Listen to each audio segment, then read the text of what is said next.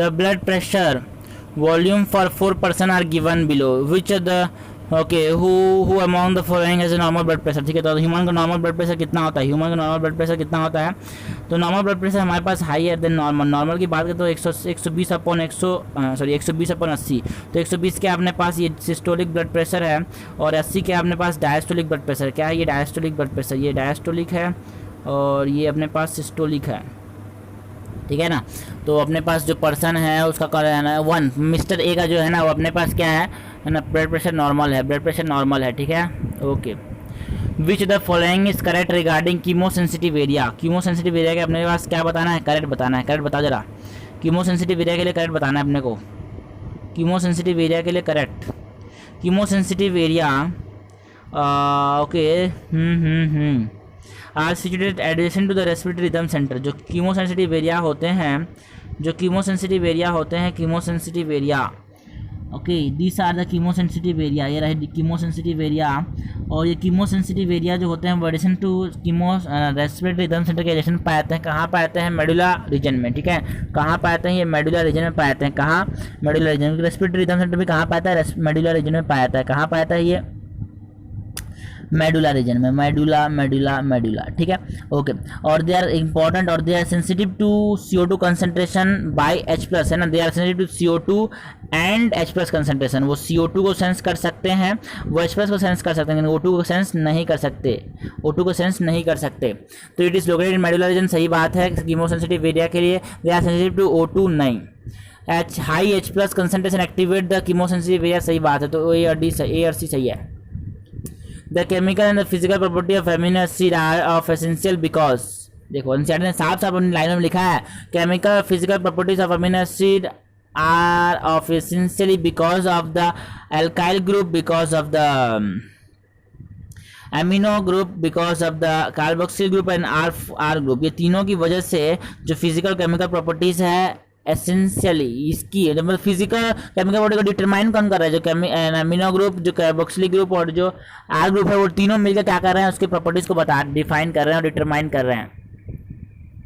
An ideal contraceptive should be, एक ideal contraceptive कैसा होना चाहिए, हाँ जी कुछ ऐसा होना चाहिए जैसे एनसीईआरटी बोलती है। वो हमें एनसीईआरटी की बातें समझनी है, अपने को अपनी बातें नहीं समझनी, एनसीईआरटी की बातें समझनी है। Ideal contraceptive should be user friendly. भाई एनसीईआरटी बोलती है कि यूजर फ्रेंडली होना चाहिए, बिल्कुल ओके। ईजिली अवेलेबल होना चाहिए, कैसा होना चाहिए, ईजिली अवेलेबल, कहीं भी मिल जाए, कहीं भी नहीं, जब जरूरत हो तो मिल जाए। तो ये यूजर फ्रेंडली होना चाहिए, ये ईजिली अवेलेबल होना चाहिए, और क्या होना चाहिए, अपने पास इफेक्टिव होना चाहिए, बिल्कुल काम ना करे तो वैसा कॉन्ट्रासेप्टिव किस काम का, कुछ काम का नहीं हो, बेकार है वो। तो यूजर फ्रेंडली होना चाहिए, ठीक है ना, इजीली अवेलेबल होना चाहिए, इफेक्टिव होना चाहिए और रिवर्सिबल होना चाहिए, बार बार यूज कर सको, काम आ जाए तो, है ना। विथ नो और लिस्ट साइड इफेक्ट, कोई सा साइड इफेक्ट नहीं चाहिए, कम से कम साइड इफेक्ट होना चाहिए। तो इजीली अनअवेलेबल कैसे बोला, इजीली अवेलेबल होना चाहिए, तो गलत हो गया। एंड इफेक्टिव एंड इरिवर्सिबल नहीं, इरिवर्सिबल नहीं, रिवर्सिबल होना चाहिए, है ना। इरिवर्सिबल बोल रहे हो तो गलत बोल रहे हो, है ना। With no least side effect सही बात है। मोर देन 1 करेक्ट नहीं, गलत बात है। तो अपने पास हो जाएगा C, सही हो जाएगा। विच the following mixture of gases was used by Miller in his experiment। तो मिलर ने किसका इस्तेमाल किया था, फिर बात करते हैं, हमने मिलर की बात करो। तो मिलर ने एक्सपेरिमेंटली प्रूव किया था ऑपरेशन हाल्डो की जो थ्योरी थी केमिकल इवोल्यूशन की। तो यहाँ पे CH4 का इस्तेमाल किया था, इसने CH4 का, H2 का, NH3 का, वाटर वेपर का। तो यहाँ पे रेशियो पूछा जाता है, रेशियो की बात करें, देखो E1 के साथ E1 और E1 के साथ E1 और ऑड के साथ वॉट, ठीक है 2:2। अगर हमारे पास देखो रेशियो तो ऊपर नीचे कर दे सकता है ना, CH4 H2 NH3 उल्टा नीचे कर सकता है, लेकिन हमारे पास जो अमोनिया है ना ऑड है तो 1, 3 ऑड है ना, तो हमारे पास 1 उसके साथ रहेगा ऑड के साथ, ठीक है। तो यहाँ पे मीथेन और ऑक्सीजन तो था नहीं, methane, ammonia and hydrogen and water vapour, ये हमारे पास था। In the given diagram cystic duct and common bile duct are. Cystic duct की बात करें तो ये रहा अपने पास cystic duct, duct of gall bladder, that is हमने बोला ये डक्ट ऑफ गॉल ब्लैडर क्या बोलते हैं, सिस्टिक डक्ट बोलते हैं। डक्ट ऑफ गॉल ब्लैडर क्या बोलते हैं, सिस्टिक डक्ट बोलते हैं, ठीक है ना। तो अपने पास ये जो लेबलिंग है, ओके 1 नंबर लेबलिंग, 1 नंबर ये रहा, ए और सी सबसे आंसर रहेगा। और सी हमारे पास क्या है ना, that is common bile duct. C अपने पास क्या होगा, कॉमन बाइल डक्ट, ये रहा सी, ये वाला। तो ये इसमें लेबलिंग कौन सा बता रहा है, C3। तो 1 and 3 इज आवर आंसर, ये रहा। Primary exposure to antigen protein और pathogen result in the production of all except B cell antibody T cell. अरे टी सेल एंटीबॉडी नहीं बनाते, टी सेल एंटीबॉडी नहीं बनाते, टी सेल एंटीबॉडी नहीं बनाते, बी सेल एंटीबॉडी बनाते हैं और टी सेल उनको सहायता करते हैं, ठीक है ना, टी सेल उनको सहायता करते हैं। एनसीईआरटी ने बोला देखो साफ साफ लिखा है T cell do not create antibody और do not secrete antibody. T cell कैसे एंटीबॉडी बना दिया है ना, बी सेल मेमोरी बना सकता है, टी सेल मेमोरी बना सकता है, लेकिन हमारे पास टी सेल कभी एंटीबॉडी नहीं बना सकता। ये टी सेल जो होते हैं वो बनाने में किसको हेल्प करते हैं, बी सेल को, किस क्या बनाने में, एंटीबॉडी बनाने में। टी सेल कभी भी एंटीबॉडी नहीं बनाते। Okay okay next, which of the following is not involved in the endocrine secretion? Leydig cell yes, testosterone ये एंड्रोजन का सिक्रेशन करता है। ल्यूटीन सेल ये भी सिक्रेशन करते हैं एलएच का। और पैराफोलिकुलर सेल ऑफ थायराइड ये थायराइड है ना, बिल्कुल पैराथायराइड का हार्मोन करता, sorry parafollicular cell of the thyroid तो क्या बनाते हैं ये पीसीटी है ना। और Kupffer cell they are macrophage, कहाँ का मैक्रोफेज है, लंग्स का, डस्ट होते हैं। Kupffer cell macrophage of liver, yes तो ये मैक्रोफेज है, ये हमारे पास ये कोई भी सिक्रेशन में काम नहीं आता। Which lobe of cerebrum is responsible for solving analytical problem? तो जो फ्रंटल लोब होता है ना, फ्रंटल लोब वो किसके लिए रिस्पॉन्सिबल होता है, एनालिटिकल प्रॉब्लम को सॉल्व करने के लिए, मतलब मेमोरी के लिए या फिर मैंने बोला लॉजिक्स के लिए इंपॉर्टेंट है। कौन सा, फ्रंटल एरिया, सबसे आगे वाला एरिया फ्रंटल, माथे पे। Supporting cell of nervous tissue is neuroglia. Neuroglia क्या है, सपोर्टिंग टिश्यू है, न्यूरॉन्स नहीं है, माइलिन नर्व फाइबर नहीं है, neuroglia supporting tissue. Select the incorrect statement, ठीक है ना। Efferent arteriole has wider lumen than afferent. Afferent मतलब लाने वाला, एफ्रेंट मतलब लाने वाला, इफ्रेंट मतलब ले जाने वाला, तो उल्टा बोल दिया है। कैसे कि हमारे पास एनसीईआरटी ने बात किया है, सिंपल सी बात देखो, एनसीईआरटी ने डायग्राम में बात किया है अपने पास, डायग्राम में भी एनसीईआरटी ने शो किया है कि जो एफ्रेंट है वो क्या है, वाइड है, afferent is wide and efferent are narrow. Efferent क्योंकि नैरो, क्योंकि यहाँ पे प्रेशर बनाना यार, एक मोटी पाइप से जब हम एक पतली पाइप को जोड़ेंगे तभी तो प्रेशर बनेगा, तभी तो हमने बोला ग्लोमेरुलर, तभी तो कैप्सुलर हाइड्रोस्टैटिक प्रेशर जिसको बोलेंगे, और जो कि ज़्यादा होना चाहिए अपने है ना, ग्लोमेरुलर हाइड्रोस्टैटिक प्रेशर से और ब्लड क्लॉट और ऑस्मोटिक प्रेशर से ज़्यादा होना चाहिए, ये हो जाएगा कैप्सुलर हाइड्रोस्टैटिक प्रेशर। तो ये अपने तभी तो प्रेशर बनाएगा, लेकिन जब यहाँ पे हमने बोला ऐसा पाइप करोगे तुम तो प्रेशर नहीं बनेगा, ऐसा पाइप करोगे तो प्रेशर नहीं बनेगा, इसमें नहीं बनेगा, इसमें बनेगा। ओके तो efferent arteriole has wider lumen growth. Efferent arteriole का जो ल्यूमेन है वो क्या है, नैरो है। In the mechanism of action of protein hormone one of the secondary messenger is, ठीक है ना।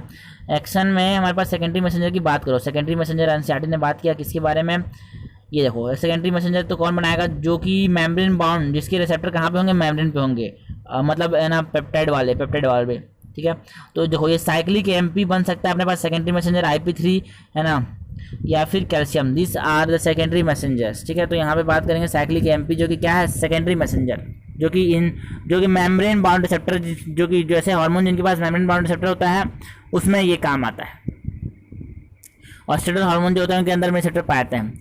The sporozoite that cause infection when a female Anopheles mosquito bite a human being are developing. जो sporozoite है वो स्पोरोसाइट develop कहाँ होते हैं, स्पोरोसाइट develop होते हैं, देखो यहाँ पे सेलेवरी ग्लैंड, देखो एनसीईआरटी ने साफ साफ डायग्राम में रिप्रेजेंट किया है कि हमारे पास स्पोरोसाइट जो होते हैं सेलेवरी ग्लैंड किसके, ये मस्कीटो के सेलेवरी ग्लैंड में पाए जाते हैं। मस्कीटो के सेलेवरी ग्लैंड में स्पोरोसाइट पाए जाते हैं, जो कि इन्फेक्शियस स्टेज है ह्यूमन के लिए, और इन्फेक्शियस स्टेज बताओ एनोफिलस के लिए वो है गैमेटोसाइट।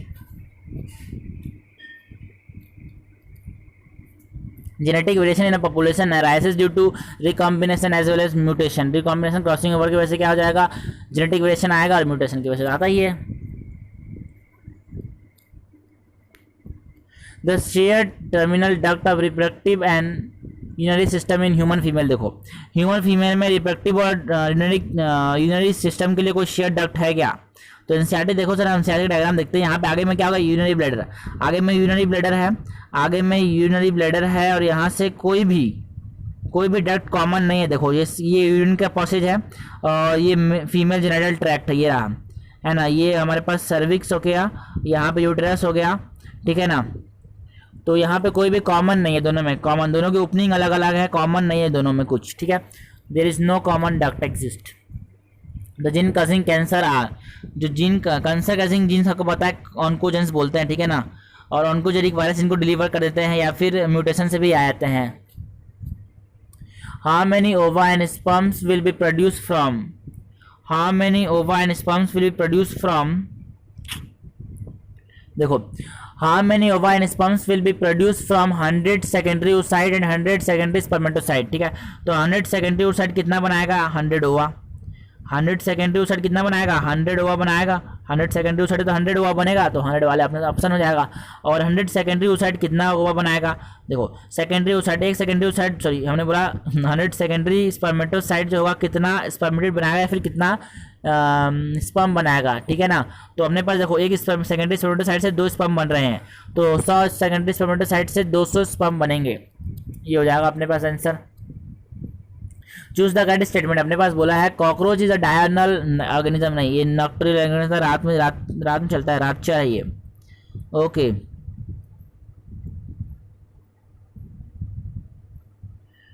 हाँ, choose the correct statement.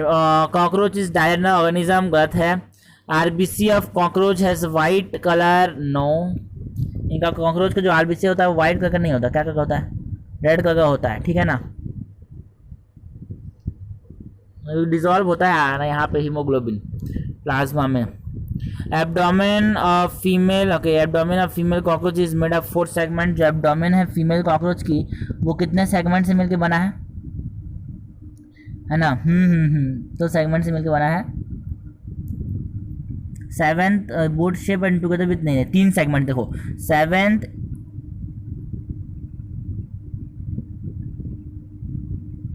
7th is boat shape. 7th ना 3 सेगमेंट से मिलकर बना है एब्डोमेन. फीमेल का जो एब्डोमेन है वो 3 सेगमेंट से मिलकर बना है. एक 7th है, इंपॉर्टेंट भी है. 7th है, 8 है और 9th है. 7, 8 और 9 ये क्या बनाता है? आपस में मिलके abdomen of female is made of. नहीं, एब्डोमेन नहीं यार, एब्डोमेन नहीं. एब्डोमेन 10 सेगमेंट से बना होता है. हमने बोला 7, 8, 9 ये जो होता है जेनाइटल पाउच या फिर ब्रूड पाउच बनाते हैं. ये जेनाइटल पाउच या फिर ब्रूड पाउच बनाते हैं ये. ठीक है ना. 7 जो होता है वो बोट शेप बनाता है. बोट शेप बनाता है. 7th segment become boat shape in females. और हर मेल और बोथ, देखो है ना, यहाँ पे लिखा है स्टडी ने खुद, the abdomen of both male and female consist of 10 segment. मतलब मेल और फीमेल दोनों के एब्डोमेन में क्या होगा? 10 सेगमेंट. 34 में सही है अपने पास. The smallest bone in the body stapes, जो कि कहाँ पे आता है? कानों पे. स्टेप्स कहाँ पे आता है? कानों पे, है ना. Malleus incus steps. ठीक है ना. ओके, हैमर, एनविल एंड स्टायरअप जिसको हम बोलते हैं, ये रहा. Steps in Oval window. Steps कहाँ पे ओपन होता है? ओवल विंडो में. देखो यहाँ पे स्टैटिक डायग्राम इंपॉर्टेंट है, और यहाँ पे इंपॉर्टेंट भी है कि स्टेप्स कहाँ पे ओपन होता है? ओवल विंडो में. ओवल विंडो में ओपन होता है. ये इंपॉर्टेंट है, पूछा जाता है. और लॉन्गेस्ट बोन बताओ जरा बॉडी का. लॉन्गेस्ट बोन बताओ जरा बॉडी का. हमने बोला लॉन्गेस्ट बोन सबको पता है, लेकिन हमने बात कर लेते हैं. Femur is the longest bone. ठीक है ना.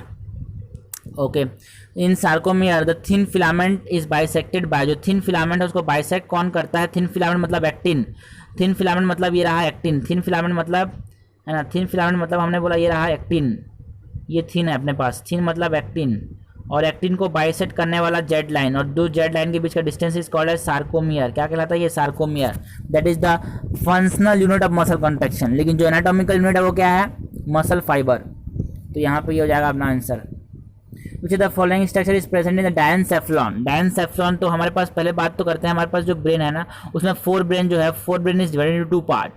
4 ब्रेन जो है ना, जो 4 ब्रेन है उसको 2 पार्ट में डिवाइड करते हैं. सेरिब्रम और एक तो डायनसेफ्लॉन. डायनसेफ्लॉन में हमारे पास 3rd वेंट्रिकल आता है, एपिथैलेमस, हाइपोथैलेमस और थैलेमस आता है. ठीक है ना. किसमें? डायनसेफ्लॉन में. डायनसेफ्लॉन में, डायनसेफ्लॉन में, डायनसेफ्लॉन में, डायनसेफ्लॉन में, डायनसेफ्लॉन में. कि हमारे पास जो 4 ब्रेन है उसमें हमारे पास सेरिब्रम आएगा. और ये देखो 4 ब्रेन का स्टडी मैंने बताया है. 4 ब्रेन में सेरिब्रम आता है, और थैलेमस और हाइपोथैलेमस जिसको हम बिला क्या बोलते हैं? डायनसेफ्लॉन. डायनसेफ्लॉन. और बेस ऑफ डायनसेफ्लॉन में कौन पाता है? हाइपोथैलेमस. ठीक है, ये रहा हाइपोथैलेमस. डायनसेफ्लॉन का ही पार्ट है.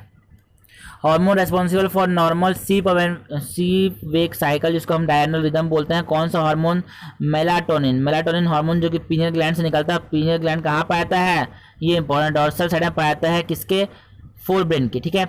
और ये सीक्रेट करता है मेलाटोनिन, जो कि क्या करता है? 24 hour rhythm that is sleep wake cycle को कंट्रोल करता है मेलाटोनिन. और ये ऑल्सो कंट्रोल पिगमेंटेशन. ठीक है, मेटाबॉलिज्म एंड मेंस्ट्रुएशन साइकिल.